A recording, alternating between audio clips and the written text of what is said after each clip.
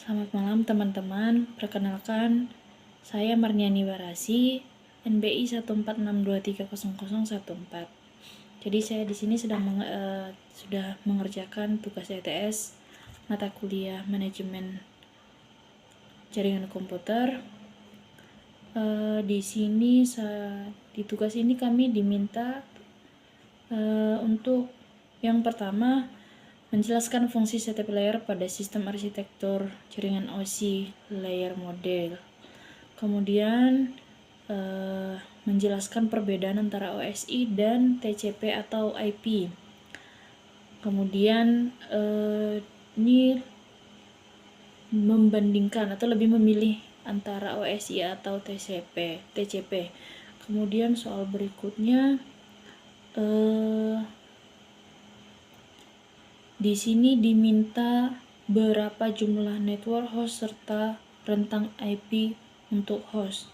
Ini dengan alamat jaringan yang sudah dituliskan 192.168.yx.0/24.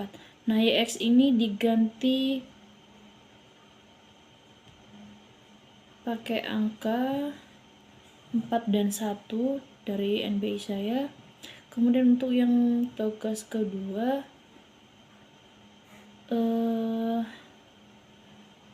jika dibutuhkan sejumlah F1 subnet harus dirubah menjadi subnet apa.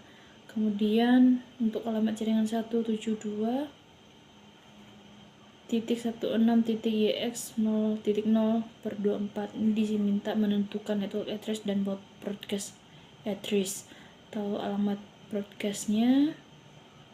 Kemudian berapa jumlah host yang tersedia per subnet. Jadi langsung saja saya jelaskan di video kali ini. Oke, untuk yang pertama saya menjelaskan arsitektur jaringan. Untuk arsitektur jaringan OSI dan TCP. Nah, fungsi setiap layer pada OSI model. Di sini terdapat beberapa layer. Untuk yang pertama terdapat physical layer. Nah, ini berfungsi untuk mengirimkan bit mentah melalui media fisik. Ini misalnya kabel dan sinyal listrik atau perangkat-perangkat lain. Nah, untuk layer keduanya ini ada data link layer. Gunanya adalah untuk mengatur akses ke media, untuk mendeteksi dan mengkoreksi kesalahan. Ini biasa yang digunakan ini MAC address dan Ethernet. Nah, yang ketiga ada network layer, berguna untuk mengatur pengalamatan logis dan routing. Nah, ini atau lebih sering disebutkan IP address-nya, alamat IP. Nah, untuk mengatur alamat IP-nya atau IP address digunakan network layer. Selanjutnya ada transport layer. Nah, di sini transport layernya digunakan untuk menyediakan transmisi dan end-to-end yang ada. Jadi end-to-end ini diatur menggunakan transport layer atau di sini lebih sering disebut TCP atau UDP. Kemudian session layer ini digunakan untuk mengelola sesi komunikasi antar perangkat. Nah, ini atau untuk mensinkronkan perangkat yang kita gunakan. Nah, entah itu pembukaan atau penutupan sesi. Kemudian selanjutnya ada presentation layer. Ini digunakan untuk membuat format data. Kemudian enskripsi dan kompresi. Nah, di sini udah saya sertakan contohnya, ada ASCII, JPEG dan SSL. Lalu yang terakhir di sini ada application layer. Ini berguna untuk interface langsung dengan pengguna. Nah, ini yang sering digunakan itu ada HTTP, FTP dan DNS. Lalu selanjutnya di sini perbedaan antara OSI dan TCP. Ada beberapa aspek yang bisa kita jadikan patokan untuk perbedaan kedua arsitektur jaringan ini. Nah, untuk OSI model jumlah layernya 7 layer, sementara TCP ada 4. Nah, untuk pengembangannya di OSI model lebih teoritis, jadi lebih detail gitu. Kemudian TCP lebih praktis, jadi gampang digunakan. Nah, untuk penggunaannya OSI model lebih banyak digunakan di bidang akademik. Nah, di sini sebagai referensi. Kemudian untuk TCP-nya dipakai secara nyata di jaringan. Lalu untuk layer transportnya di OSI model menggunakan TCP dan UDP. Di TCP sendiri juga menggunakan layer yang sama. Lalu di layer application-nya atau di layer aplikasi di OSI modelnya terpisah menjadi 3 layer. Ada application, presentation, dan session. Sementara di TCP menggunakan 1 layer aja.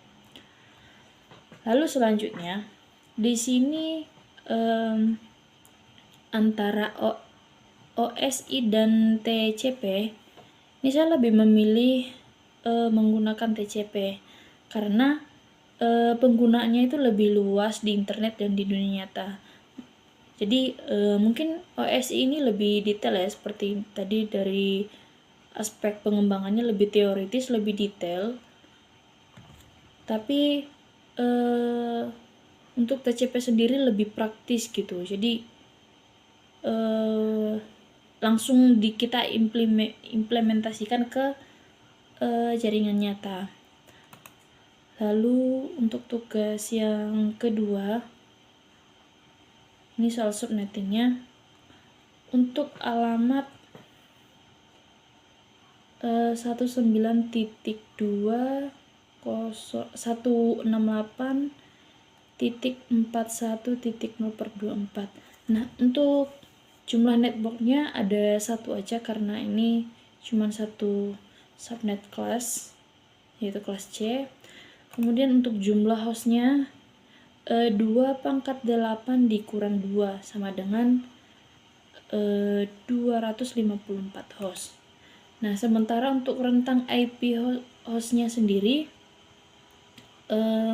dari 192.168.41.1 sampai 192.168.41.254. Jadi ini tadi kan jumlah hostnya, ini jumlah hostnya 254. Jadi dari alamat awal 41.0 dihitung dari 41.1 ke 41.254. Nah, untuk alamat 1.2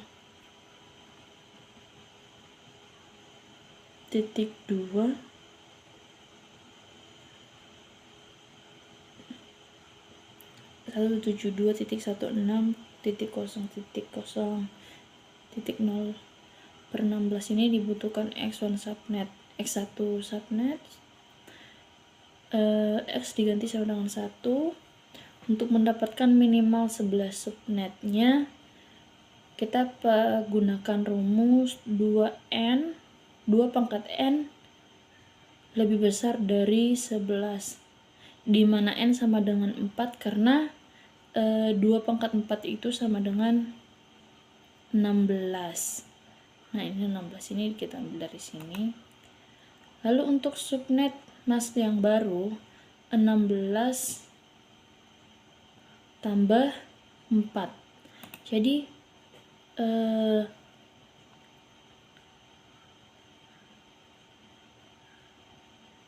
subnet yang kita butuhkan menjadi 20. Ini dia. Lalu lanjut untuk soal yang ketiga. Alamatnya 1.2.16.14.24. Nah, di sini network address-nya adalah 1.2.16.41.0.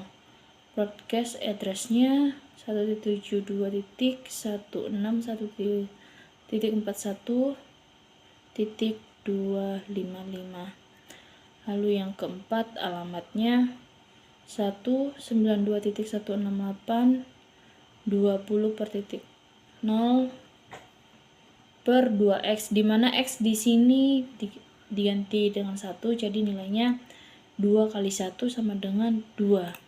Nah, untuk jumlah host per subnetnya ini 2 pangkat 32 dikurang 2 dikurang 2. Jadi hasilnya 2 pangkat 30 dikurang 2. Jadi jumlah hostnya per subnet 1 triliun ya. 1